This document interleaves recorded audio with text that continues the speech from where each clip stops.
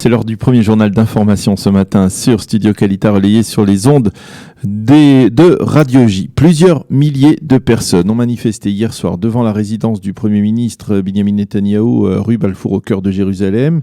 Ils ont exprimé leur colère et leur frustration face à la situation économique et sociale actuelle et ont scandé des slogans hostiles au Premier ministre. Face à eux, à 200 mètres de distance, se trouvaient quelques centaines de manifestants pro-Netanyahou.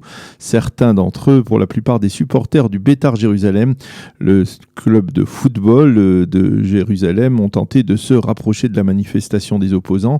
Ils ont été repoussés par les forces de police, déjà massivement déployées sur place. Certains de ces manifestants, une vingtaine, ont été arrêtés. La manifestation principale est restée sous contrôle jusqu'à 23h. Ensuite, la plupart des manifestants se sont dispersés dans le calme, mais quelques centaines d'entre eux ont refusé de se disperser, ont tenté de procéder à une sorte de procession dans les rues de Jérusalem, dans le riz du centre de la capitale. Ils se sont confrontés aux forces de police. 34 manifestants ont alors été arrêtés.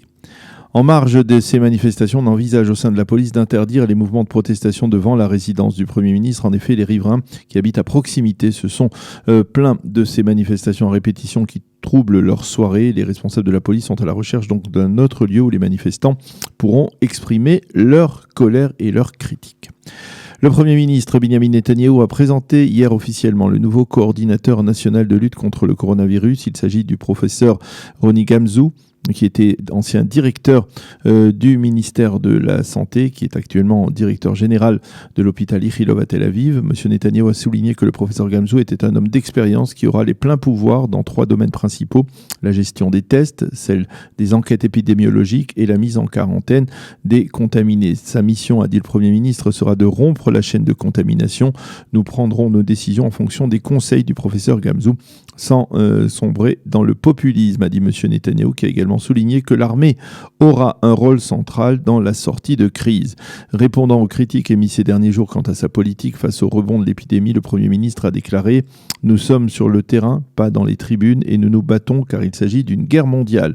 M. Netanyahou a souligné que la grande loi sur le coronavirus allait permettre au gouvernement de se montrer plus efficace. Il a rappelé les acquis de ces derniers jours, comme la décision de rajouter 2000 nouvelles infirmières et 400 médecins aux services médicaux et les augmentations de salaire pour les assistantes sociales. Il a appelé le public à respecter scrupuleusement les règles d'hygiène et de distanciation sociale. Le ministre de la Santé, Yuli Edelstein, a vanté les mérites du professeur Gamzu. C'est l'homme qu'il nous faut au moment opportun et nous serons à ses côtés, a dit le ministre. Quant au professeur Gamzu lui-même, il a souligné que l'une des priorités de ses priorités sera de regagner la confiance du peuple. Il a expliqué que de son point de vue, le confinement sera l'option du dernier recours, pas du premier. Nous avons une fenêtre d'opportunité pour rompre la chaîne de contamination. Nous devons la saisir et nous devons agir avec plus de sensibilité sociale afin de pouvoir réussir, a-t-il déclaré. Pour ce qui est des données, on a recensé hier, au cours des 24 dernières heures, 1549 nouveaux malades en Israël. 301 malades sont dans un état grave, 88 sont sous assistance respiratoire. 7 personnes sont décédées hier du coronavirus, ce qui porte à 442 le nombre de décès en Israël depuis le début de la crise.